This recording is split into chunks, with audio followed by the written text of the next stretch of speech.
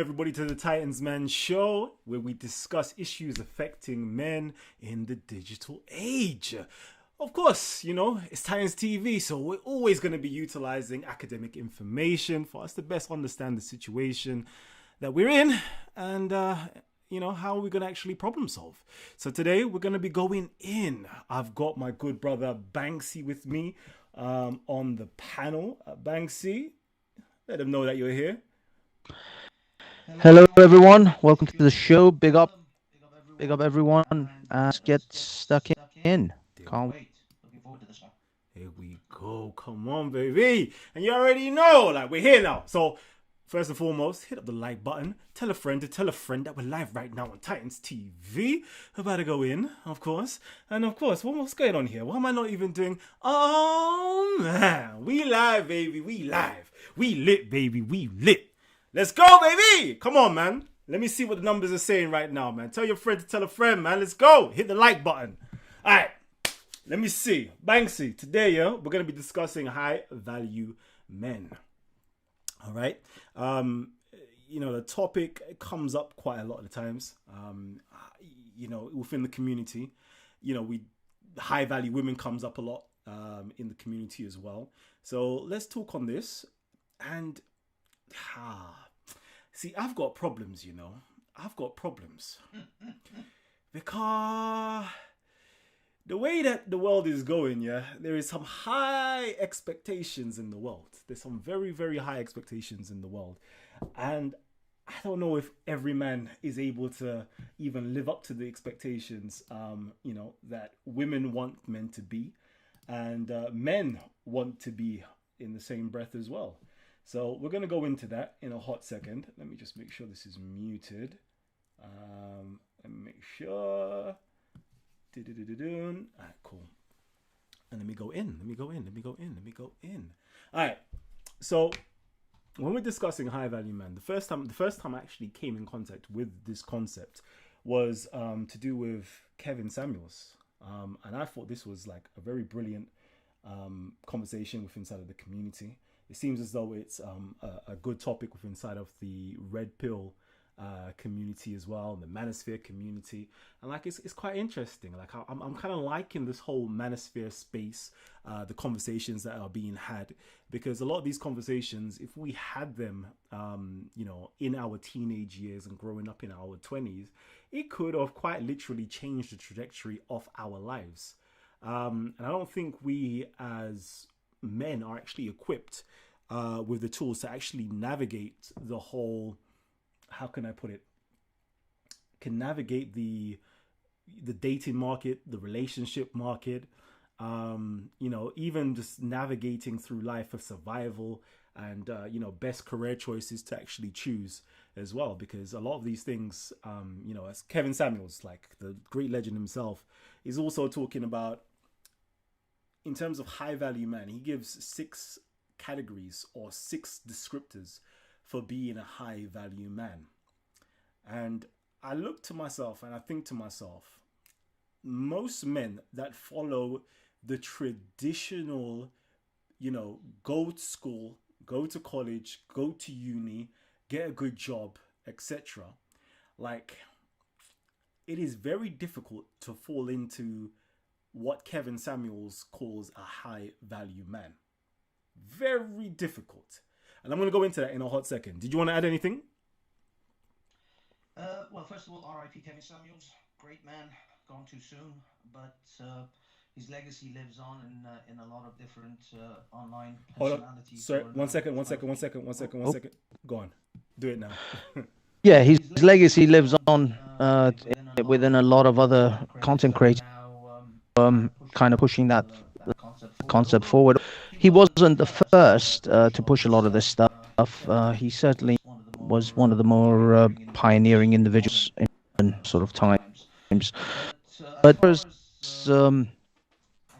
as far as the whole, the thing you said about young men, if we had this when we were many things, so many pitfalls and so many learning lessons that we would have saved so much time, because I think the old thing value in the world, which is something I think the rich teach their children earlier on than the poor do, is how to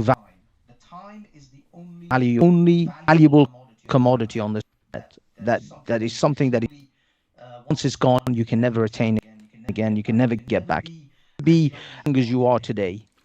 You can never be as let's say healthy as you are today. You can never have this moment.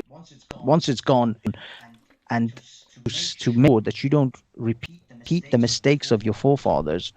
The rich teach this to the children all the time. I mean, there's a saying in the old pickup in the community.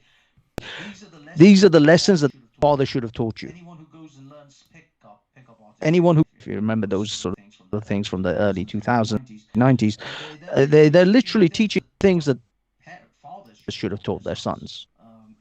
It's not like they're picking out some miraculously new. Although, don't get me wrong, there are plenty of babies who had no idea how to pick up a woman and they just got your mum. But most of them about game, about how to dating market, and they would teach their sons. Mothers, what I mean, see, this problem is this manosphere thing. It touches upon of society. How can a young man who's been raised by at work 90% of the time, being raised by television and by nannies and babysitters, how can that man learn about navigating the dating scene when 14? Virtually no man in that boy's life to even contemplate. Mothers can be wonderful. Mothers can be caring, and they can assure you they will never know what a man is. Never know to be a man, to have those urges and mindset, testosterone, and all the things called veins. Only a father can teach things to a son. And I say, the same with a daughter. A father not suffice. A mother is required for a daughter to teach them the various, trials and tribulations of puberty and life. So all of these. So society as Kevin Samuels and others have. This is why This is why Kevin Samuels so much, because they were effectively surrogate fathers for generations of boys, men, and they gravitate. They are hungry. They are desperate for guidance. There's a whole, literally thousands, if not millions, of young men who are starving for good guidance and governance by elder men of stature, men of understanding, experience, because they have that in their life. And unfortunately, now I do think this. I'm going to mention Andrew Tate. I'm not saying he's a man, but he is a bit of a grifter. He's a bit of a person who will take advantage of a situation in the market. People like that. Charlotte advantage of these young and their money and whatever resources, kind of guidance. And sometimes it's correct, sometimes it's very wrong. And so if you don't have men of character, men of principle, guiding the next generation of men, you're going to get charlatans. Next generation of young men, going to see them wrong. If people don't think that the manosphere matters, because I see a lot of people. So I saw a documentary on Channel 4 just recently. I don't watch TV anymore, but I just happened to be at someone's house and they had TV on. There was an entire documentary on incel. It's prominent. I'm going to actually try about it myself, talking about the incel community. And there was this undertone of disdain for these individuals. There was this undertone of, oh, look at these sad little boys who sit around on the computer, don't know how to relate to women. To me, that is that entire group should be looked upon with sympathy, not they get whilst really the people you name is yourself. If you're an adult, if you're a man over 35, 40, and you have not young men navigate the modern, then it's your fault. It's the society's fault that these people exist. The finger should be pointing to the society, not and the finger wag they do should be pointed towards society that raised them, that allowed them to be, not that, oh, look at these sad in their mother's basement. That's the typical sort of image. That kid in his mom's basement. Like, whilst it's society that's, you failed them, not they didn't just sort of fall through the net. Because, you created such a great society where young men are looked at failing on so many different categories right now. Jobs, just simple social interaction. Now, that's become like 20. Imagine to those young and women even who children who had to go through COVID and isolation. What kind of social psychopaths are we creating? Idea what kind of sociopaths are going to come out of the generation that had to go through COVID. I just, in a weird way, I'm dead by the time these psychopaths hit the. So, I mean, I have no idea what type of Hannibal Lecters we've created in the last 2 or 3 years, but there are a generation of kids who are going to have serious social issues. They haven't been properly socialized because they've been stuck at home with their parents, and now that's extended even to 2023. So yeah, there's a whole slew of things. Now I know, I'm sorry, I've come away from the high value thing, but the high value thing, it's really it's born out of can't find comp. They raise their standards because they themselves have raised their own standard, and we have a very high standard of living. And so women raise their own standard of living. If I earn £40,000 a year, average wage, why would she go out with a man who makes £40 a year? Women are hypergamy across and up, mostly up. If your average wage is 35, I think, and a woman can make that, and in fact excel that, where's it going to leave the boys? The men who are average, most men. That's the danger that we're seeing. I mean, there's Morgan Stanley, I believe now is, I realized that which firm. Morgan Stanley is pairing in investments and telling their investors to invest in products and services that cater to women who are to be single over 40, because they are estimating that there will be a massive market of 40-year-old single women come 20 or 30 upwards. So they are literally investing in services that are going to cater to that demographic because they can see it coming. They're banking on this. Say, I mean, who are we to question what investors? These people are literally putting their money in billions and billions of dollars into products and services which are going to cater to the market to go for. I myself to get some sticks and whiskers. Maybe pedigree charm. Oh, listen. Family tree. Let me know if everything is good on the sound side.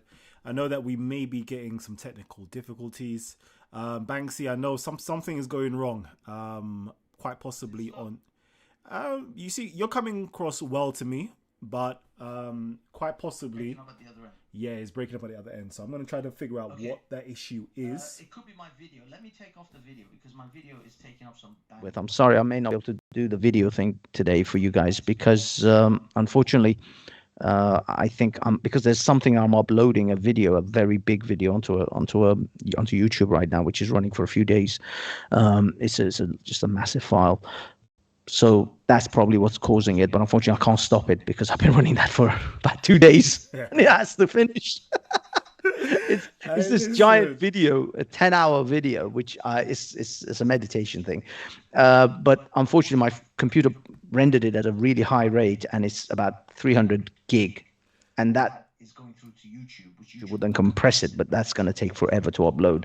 So that's unfortunately something that I have to do. So before everyone starts putting in the text, "Oh, I'm downloading a shitload of corn." No, I'm not downloading corn. I've got plenty of that on my hard drive already. This is just the file that's been uploaded, and it's a very kosher, calm, relaxing meditation, music and compilation video, which is soothing for those who can't sleep, for people who have what's it called, sleep. Oh man, amnesia. Is it? No, not amnesia. Sleep What's the? deprived, not Yeah, no, no, no, narcolepsy. not narcolepsy. I think that's something that you pass out on. Anyway, but you know what I mean. Those who can't sleep, those who have difficulty concentrating. If you're trying to concentrate to get some work done, I'm trying to move towards that direction. I did a lot of, like, in the 2019 and 2018, when I hit the speaker's corner. I did a lot of trolling. I pissed off a lot of people. I upset a lot of people, and I'm trying to do better.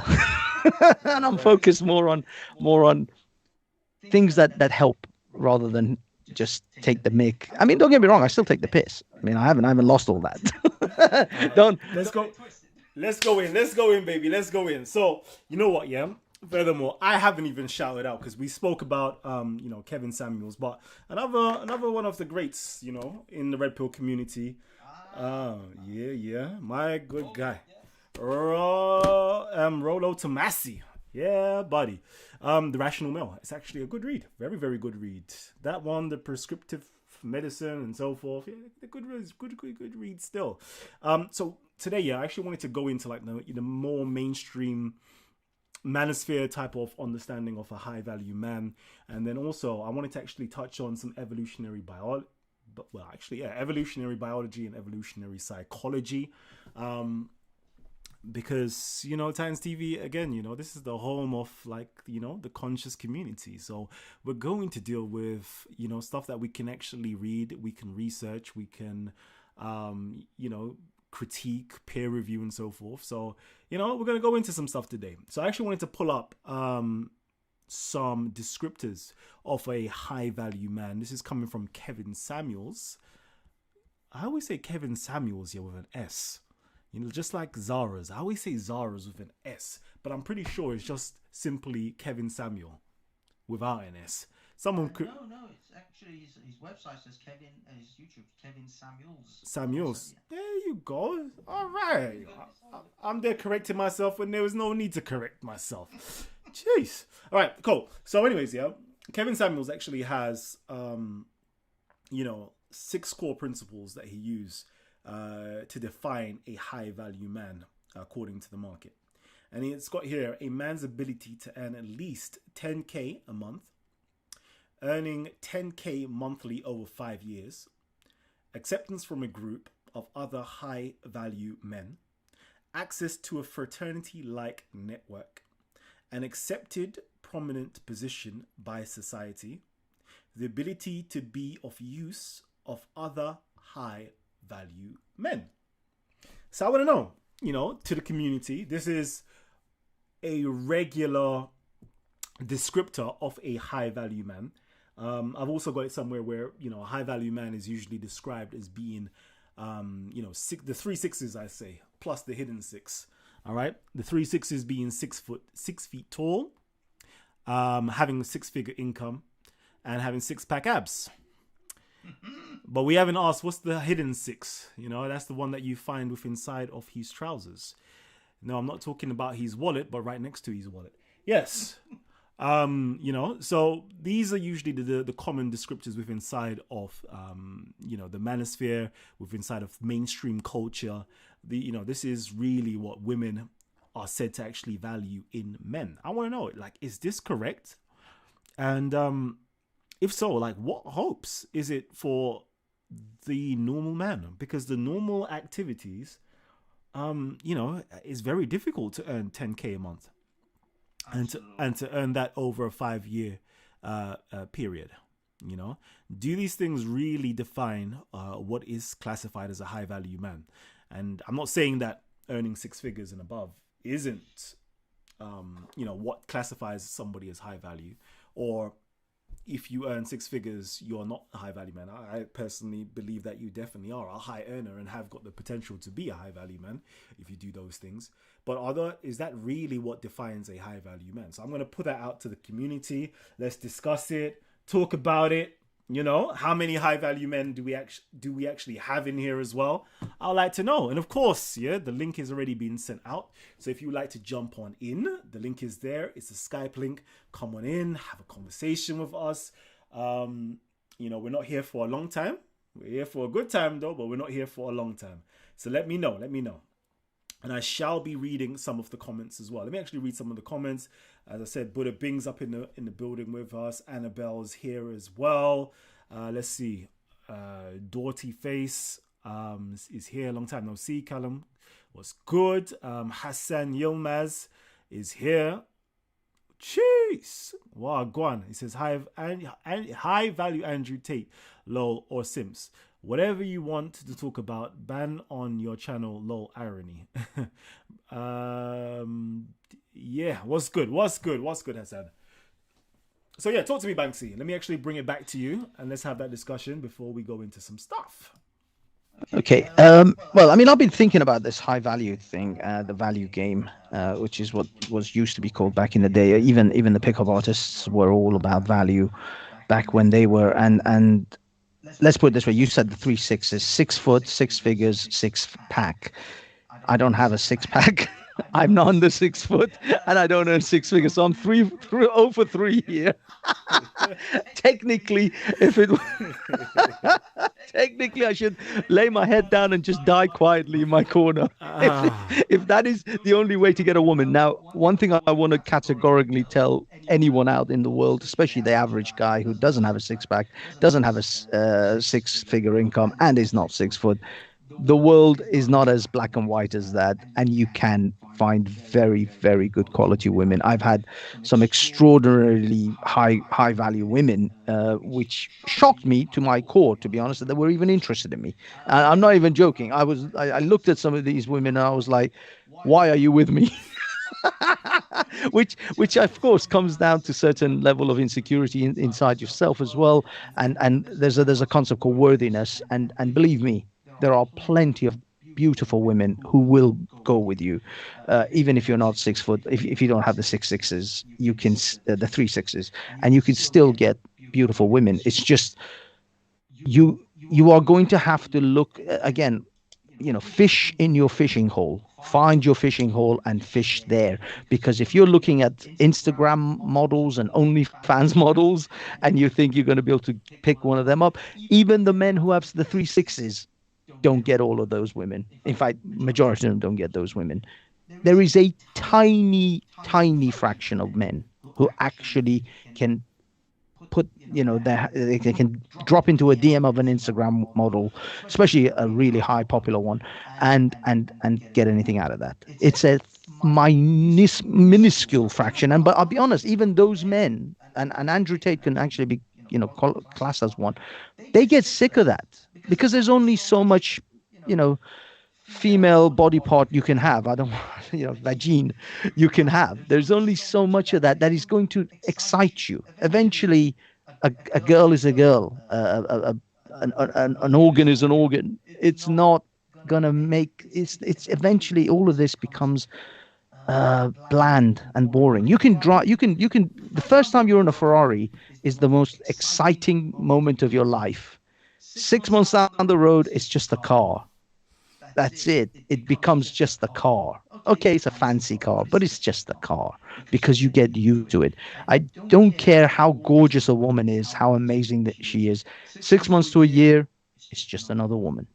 It just, you know, that's why these men who have Kim Kardashians and you know, I don't know, whoever the most desirable woman is right now. I'm too much of a boomer. I'm thinking about what's her, Pamela Anderson. She's a grandmother.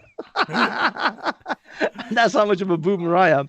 But anyway, whatever desirable woman you think is at the top of the heap right now, Rihanna's and Beyonce's, they eventually just become another woman.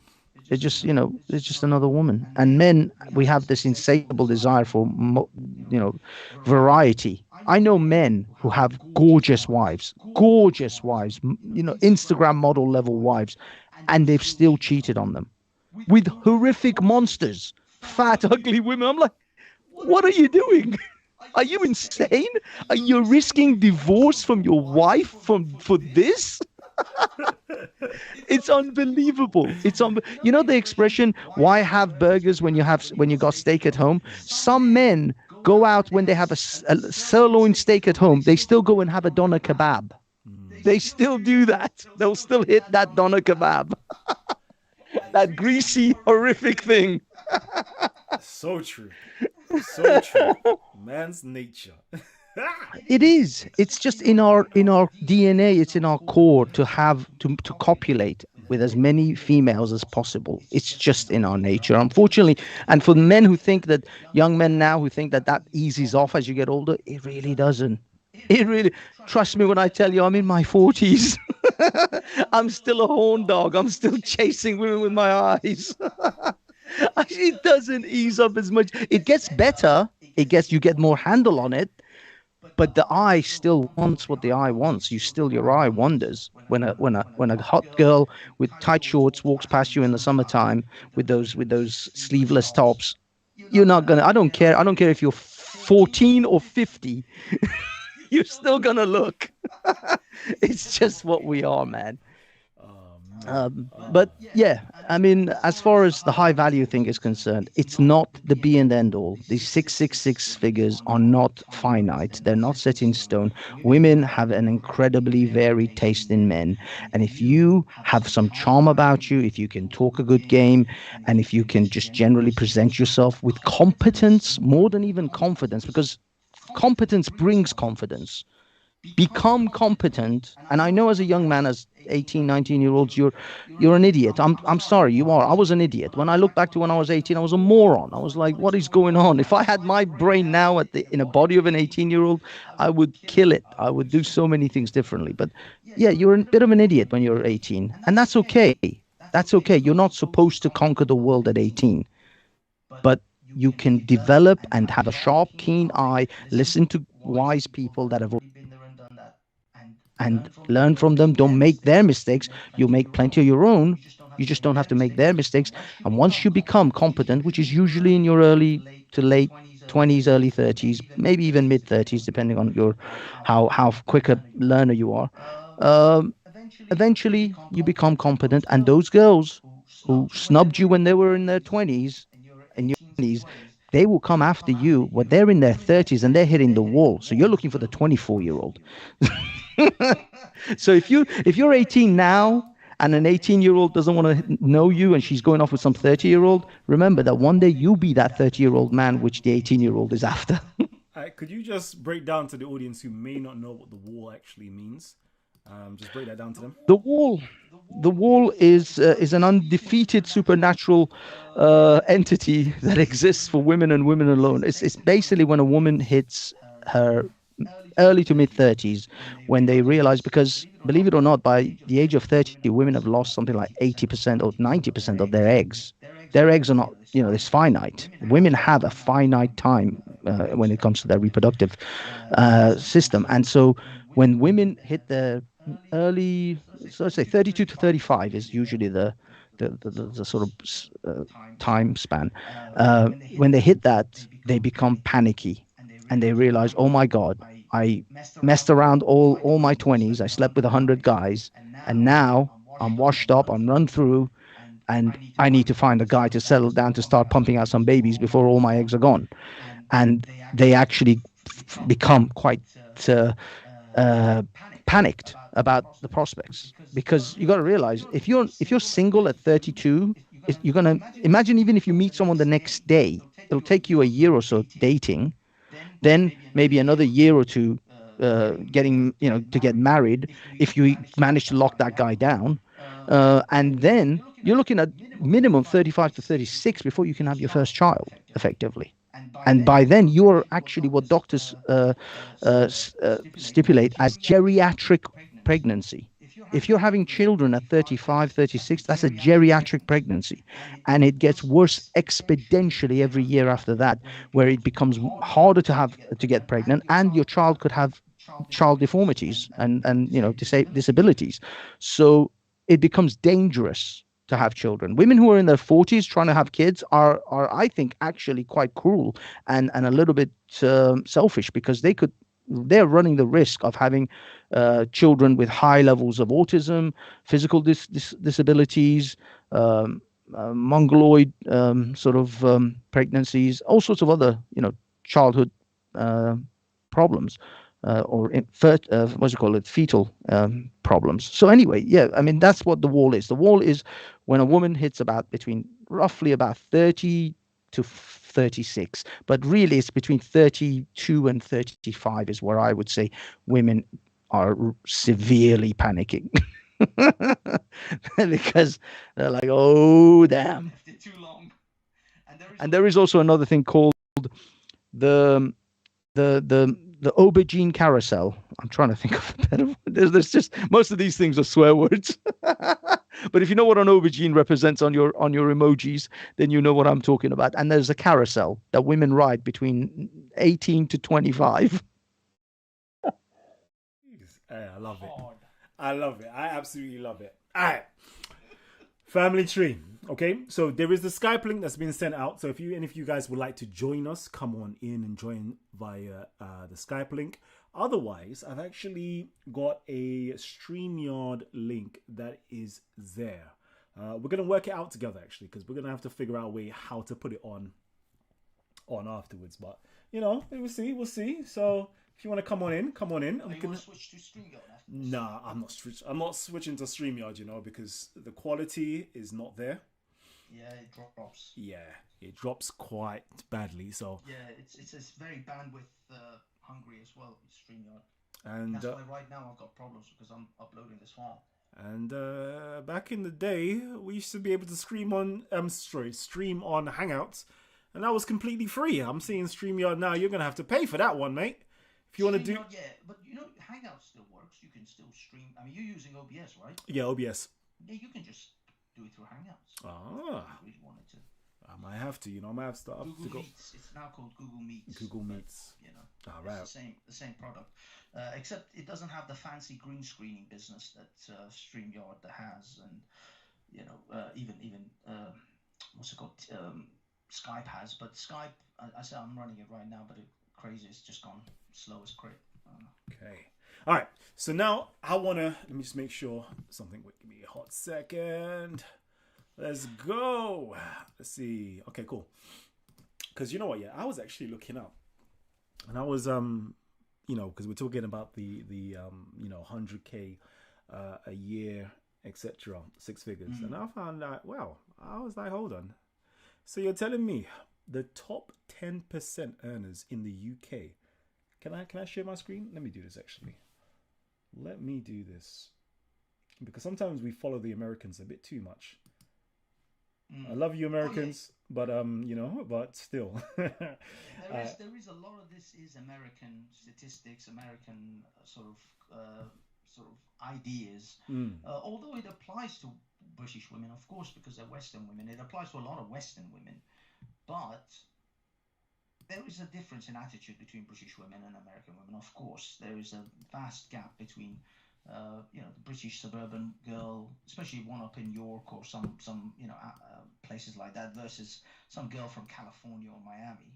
You can't really put all of these people in the same basket. That's what I mean. There's a lot of overgeneralization in a lot of this conversation, in a lot of these red pill discussions, where they overgeneralize a little bit too much. And this is why I think that could actually give a depressing outcome to a lot of men, because like this 666 thing is literally a tiny portion of men anywhere in America, in Britain, anywhere. They're always in the 5-10% sort of categories of men who actually are in that 6%. Six-pack. A six-pack is like 10% men. Only 10% of men in the world have a six-pack, a well-defined six-pack.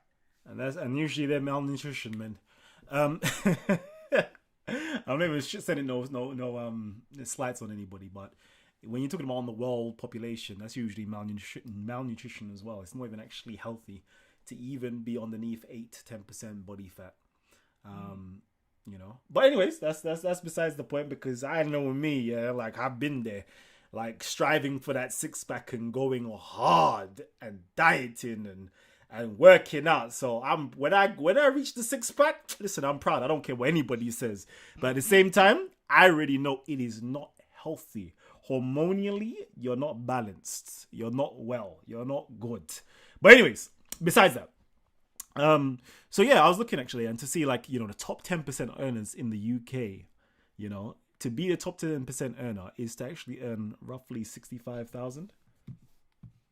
If you earn 62,000 and above, you're actually a top 10% earner in the UK. And that's 65. That's not even 100. So 100 is what, 5%? 2%?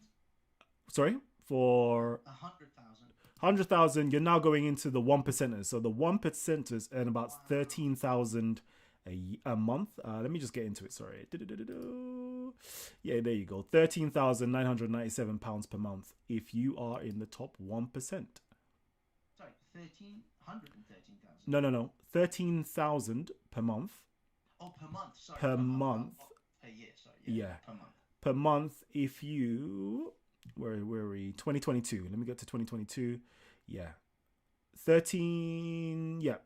As of December 2022, to be in the 99th percentile, you need to earn.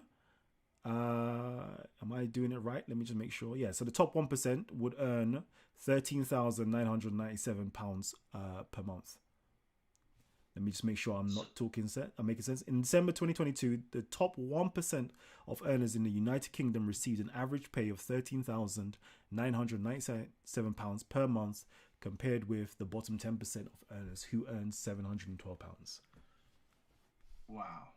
So the 1%, earns over. But that's 156,000.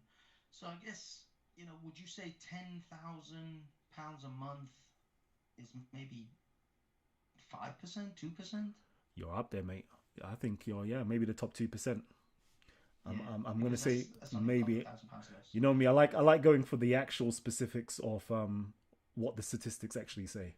But imagine there are interviews with women, and this again in America mostly, but I guarantee I'm gonna do some interviews in Britain as well to see the same sort of to get an idea of the figures in what women think in Britain. But in America, most of the girls were like, "Oh, I want a guy who earns $500,000 a year, a million." A million. I'm like, really? Where do you think you're gonna find that? On what planet do you think you're gonna be able to find that? Listen, and it's and and it's not impossible, but my problem is the routes that most men go through.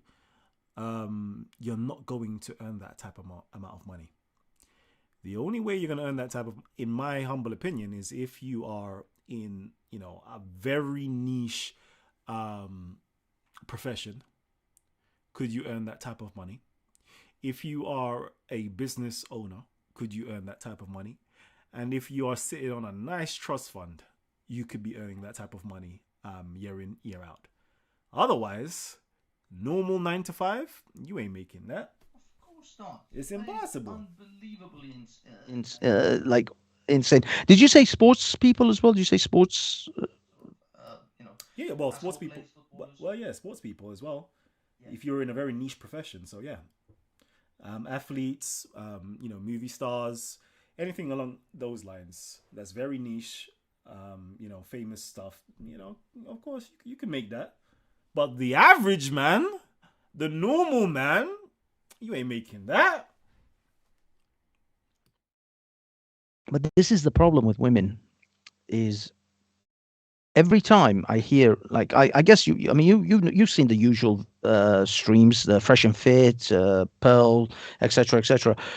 There's, out of the 5 or 10 women they have there, every one of them, you can give them all of these realities, And I promise you, I can see it in their eyes. They go, well, no, not me. They're talking about these other hoes.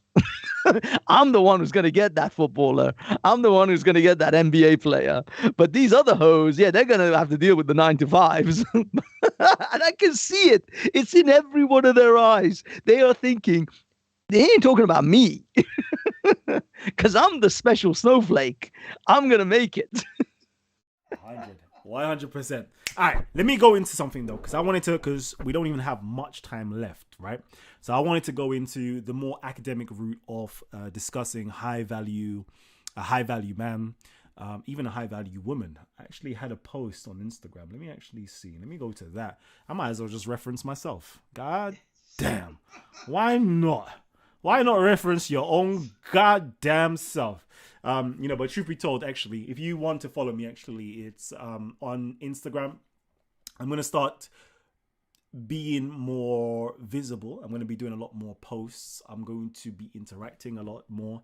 I know I've taken a lot of time off, I've taken a good considerable amount of time off just to, just to be good. Sometimes being on social media can actually be very, very draining. Very, very draining. But I'm going to be around. I'm going to be visible. So I am going to be doing a lot of posts on social media. So if you want to follow me on social media, it will be Kalam, KALAM_EL. And you can find me on Instagram on there.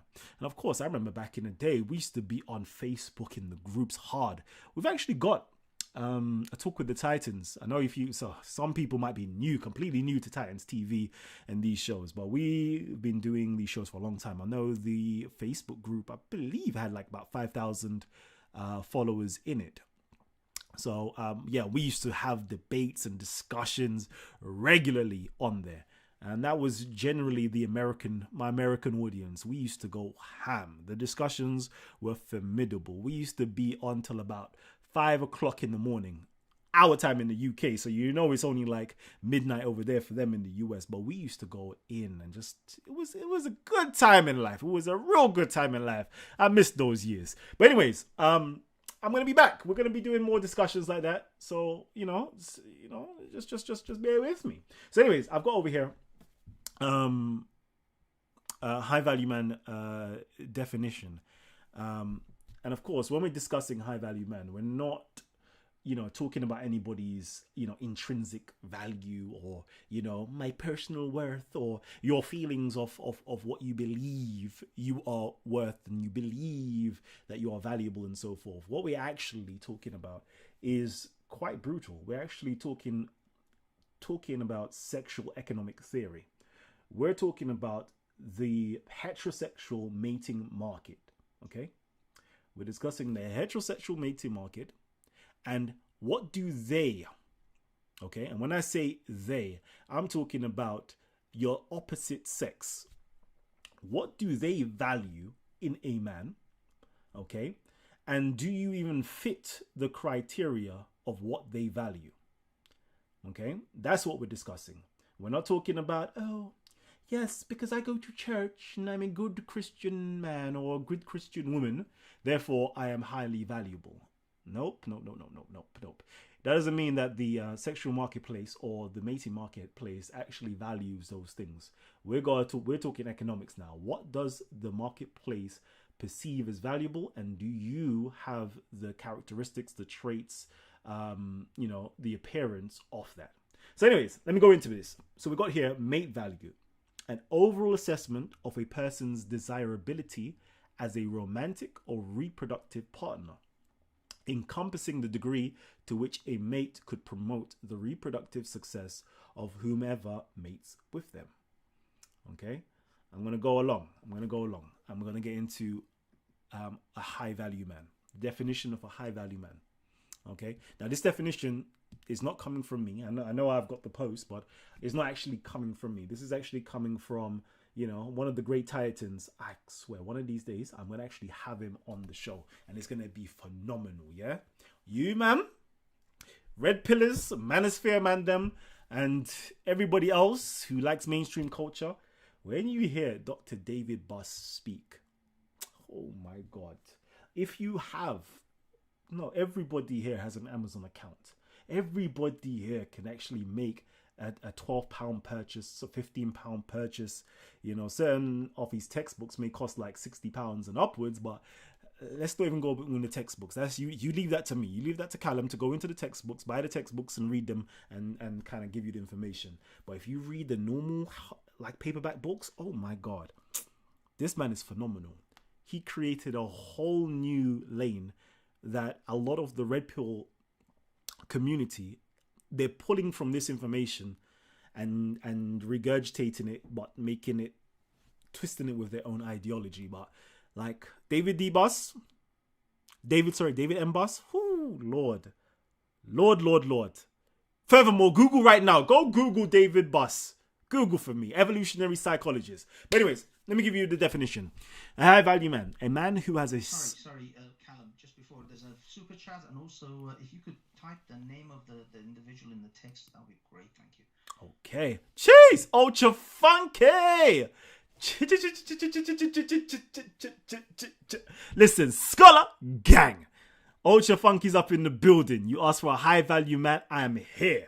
Let me actually do this. Let me do this real quickly, because since you're asking for it, let me give it to you real quickly. I'm hyping, I'm hyping. Let's go.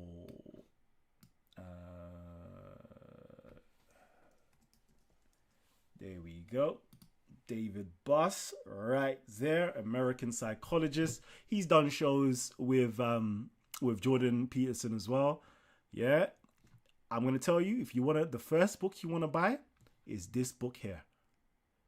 This book. I don't know if it's coming across clearly on your screen. I might have to make my one bigger.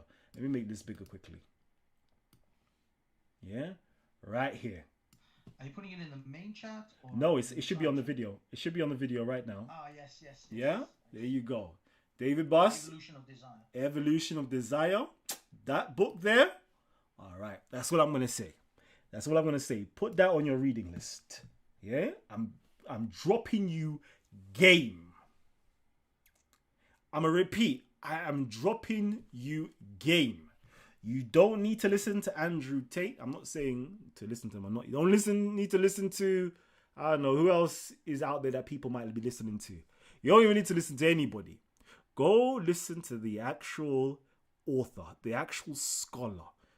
Yeah, the man them who are actually doing the research on the ground, that have their doctorates, and you will learn, and you would be, you'll feel to yourself like, why didn't I have this when I was in my teens, growing up? My whole life would just be different. I finally understand myself, who I am, and the nature that I possess. I don't need to feel bad for it. I just know who I am. You'll understand female nature as well. You don't need to get mad with, as people start calling them 304s or promiscuous women's and all of you don't need to get mad at it. You just need to understand human nature. And once you do, it's a game changer. It's an absolute game changer. I'll put it up there with the top books that's actually changed my life. Rich Dad, Poor Dad, Think and Grow Rich, 48 Laws of Power. It goes up there with those ones. And if you know any of those authors, you know those are Titanic books right there. But anyways, let me get back into it. So, definition of a high value man: a man who has a sum of assets that is mostly desirable to the opposite sex, affording him the ability to carry out his preferred mating strategy of selecting, attracting, and retaining his preferred mate. Yeah? That is the truest definition of a high value man. But with that, yeah, a high value man has certain traits. Yeah. Screenshot it right there. Yeah. These are the traits of a high value man. You see how Kevin Samuels had the 6 traits, or the six core principles? This right here, according to evolutionary psychology and evolutionary biology and sexual economic theory, this right here is the true traits of a high value man. Yeah, I'm gonna give you lots of time, just for your perusal, and we'll discuss. Because when we're discussing a high value man, Let me go back. Yeah, there we go. Is it showing? Jeez. Let me just. I'm reading comments right now. Anyways, Skyworks 600. What's good? Big up Kalam. Good to have you back on the scene, if only rarely. Come on, baby. All right, cool. Let me go back into this. So over here, yeah, we have the 6 traits of a high value man. And again, these are the traits that are mostly desirable in the opposite sex. Women are looking for these particular traits. They're looking for a man who is a provider. They're looking for a man who is a protector. They're looking for a man who's a progenitor. They're looking for a man who has parental characteristics. They're looking for a man who is willing to commit. And they're looking for a man who they're compatible with. Okay?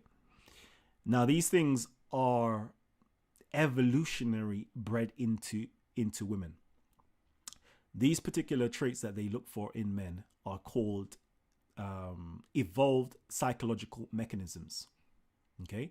Evolved psychological mechanisms.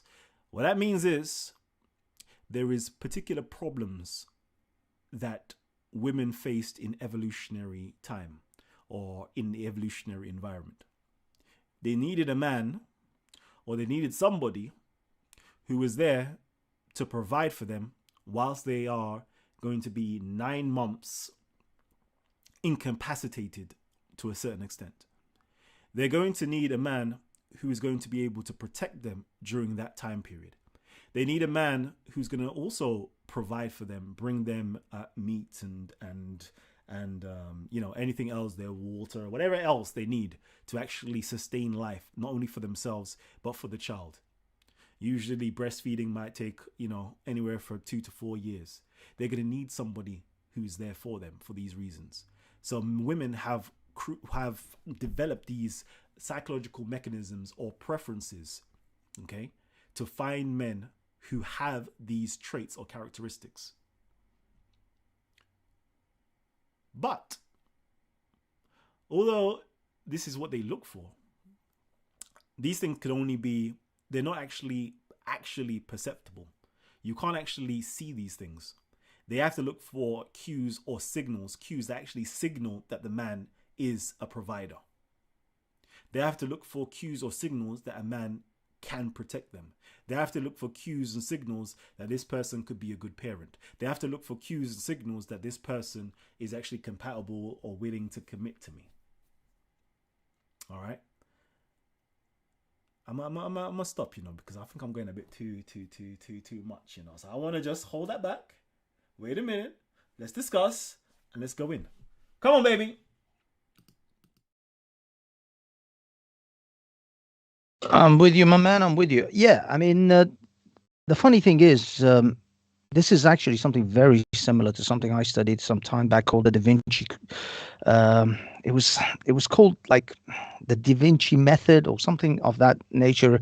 I'm actually looking for the material now. I got this back in 2011, so you can see how far back I've gone with this stuff.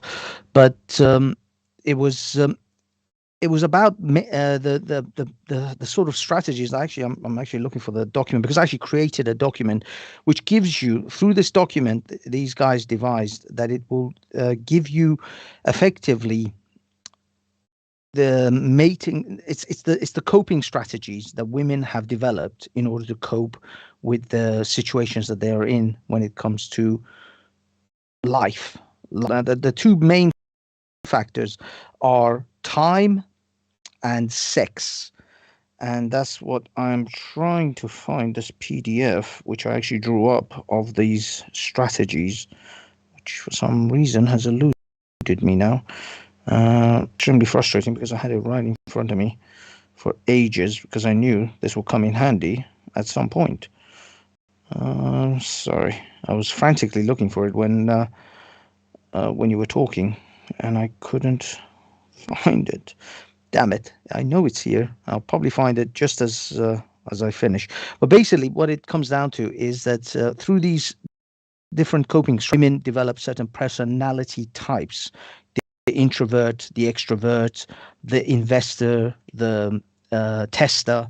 And what you'll find is that depending on how old a woman is, and this is why the wall is what it is, because women, they have one dating strategy when they're young, when they're in their peak attractiveness, and they will, and in this modern era, it seems that they just want to, essentially, women, feminism has told them to be like with as many guys as you want, be free, don't slut shame me, girls gone wild, all that stuff.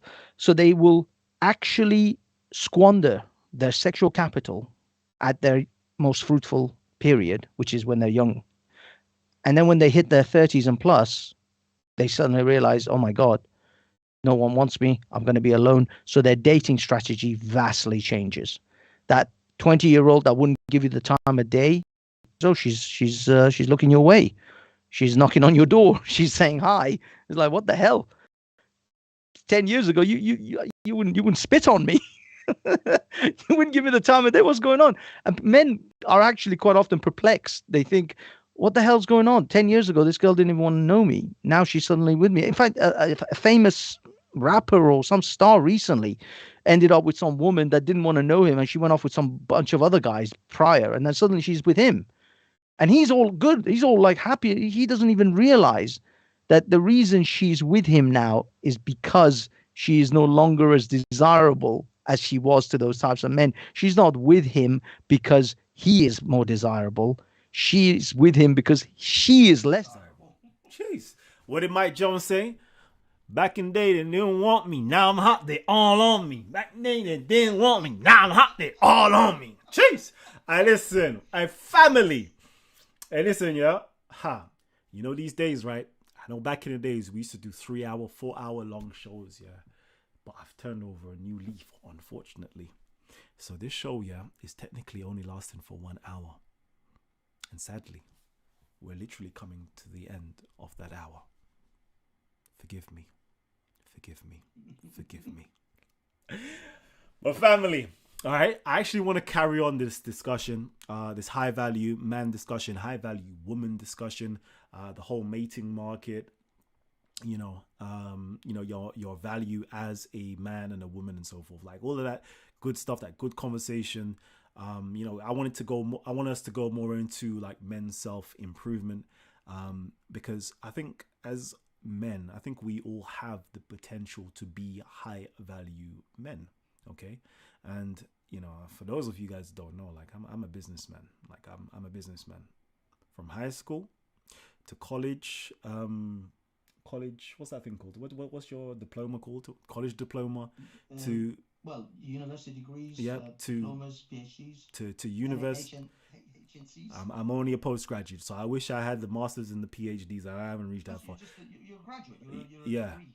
Yeah. So we've only got to that level, but from all of that, is business. That's it. That's the only thing.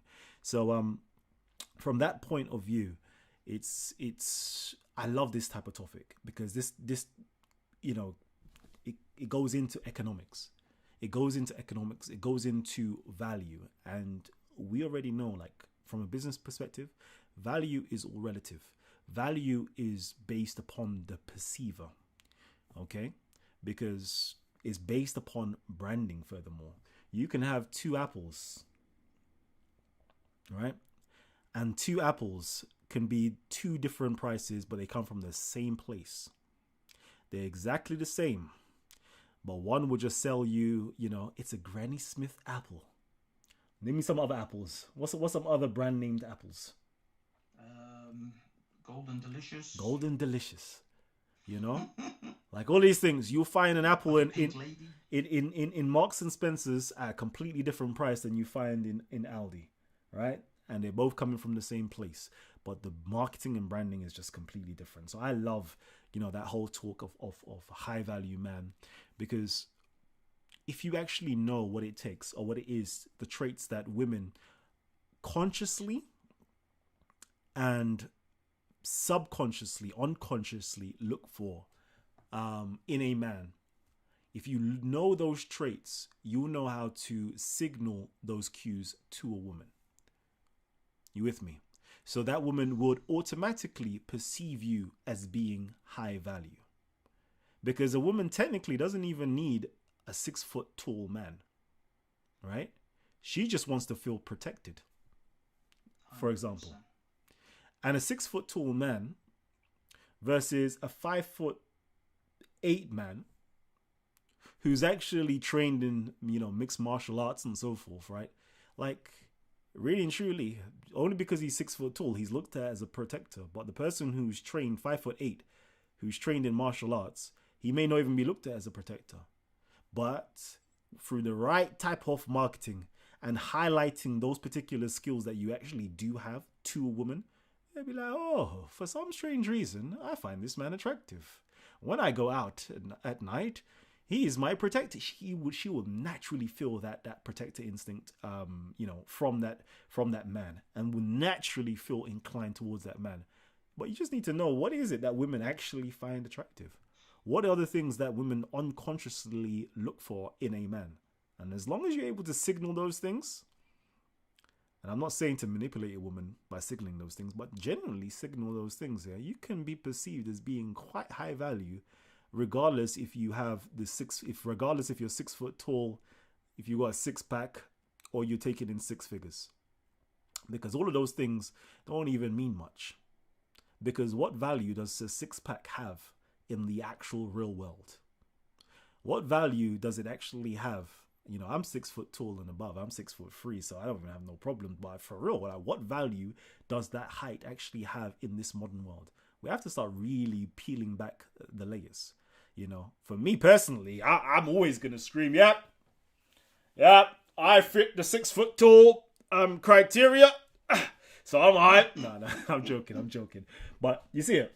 So it's all about knowing, like, what is it that women look for, and what is it that you're actually looking for. Yeah, Kalam, just before we finish this, I just want to give you I found it. It's called, actually not the Da Vinci, it's called the Pandora box system. Mm-hmm. And the 3 main conflicts that women face in their lives is time, sex, relationships. The time has 2 coping methods, testers and investors. Sex has 2 coping methods or approaches, deniers, justifiers.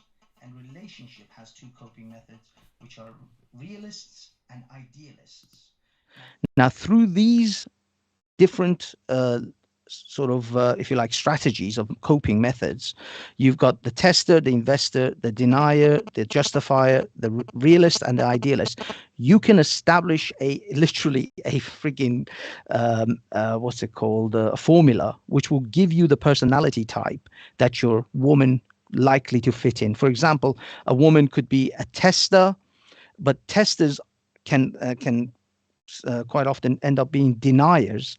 You can have a tester, a denier, and a justifier. Now, how does that all fit? So a woman is a tester, so she tests multiple men to find a suitable man.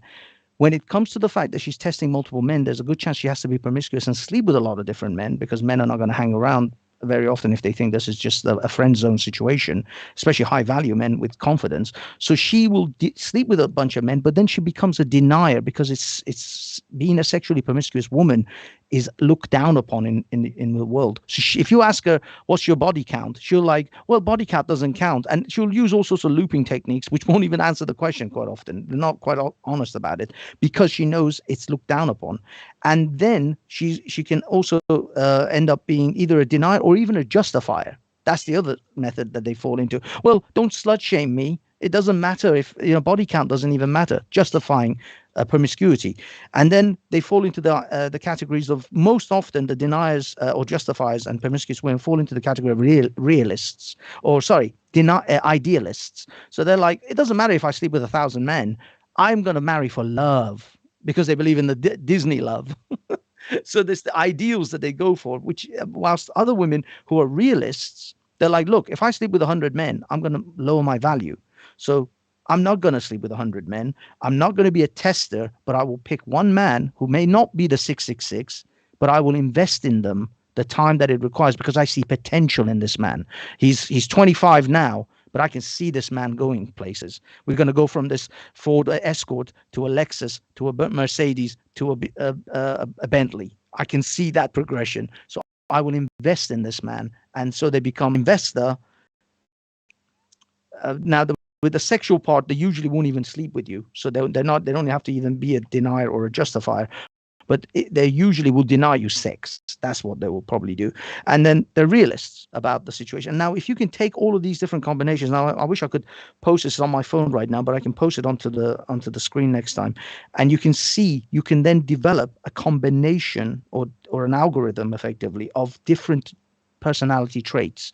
And from these personality traits, through the program that I've got, gives you the particular traits, which is also referred to in Robert Greene's book, the power, is it the seduction or Seduction. which talks about the butterfly, the social butterfly, the introvert, the extrovert, etc., etc. So this same program that I've got, this Pandora's box, also talks about them, but they stem from these coping mechanisms and the conflicts that women have, which is time, sex, relationship. All right, that's sick. The three conflicts. You know what? What I need you to do is post that to me. Yeah. I'll send it to you. Or send it via the Instagram so I can post up on my Instagram. Yeah. So everybody can see it. Again, follow us on Instagram. It is Kalam _EL. KALAM_EL. And we're going to do some more, I'm going to do some announcements on there when we're going to be doing new shows, next shows, the topics and so forth. I'm going to do all the updates on there itself because, I don't know, YouTube ain't even loving me like that. So we're going to have to promo other ways. And of course, on the Facebook, I'm going to jump back on the Facebook as well so we can do some more promos on the Facebook. I used to love Google Plus because with Google Plus, you send it out, everybody knows that you're on right now. But anyways, family tree, I love you guys, right? I'm going to catch you guys on the next one. And let me know in the comment section down below what other shows you would like to hear. And if you want to discuss this a bit more, I would love for us to go more into depth in, high value man, its characteristics, how we as men can actually self-improve, even get the six-pack if you want to get the six-pack, and do those things there and actually just become better men, It sounded like Freemasons, where's the Masons anyway? Make what's it called? Here to make better men. What's it called? No, take good men and make them better. Something along them lines. Anyway, all my Masons, shouts out to you. I'll catch you at the lodge. Anyways, peace and love, and I'll catch you guys on the next one. Oh man, we out, baby. We out. Cheers. Young Cali, baby.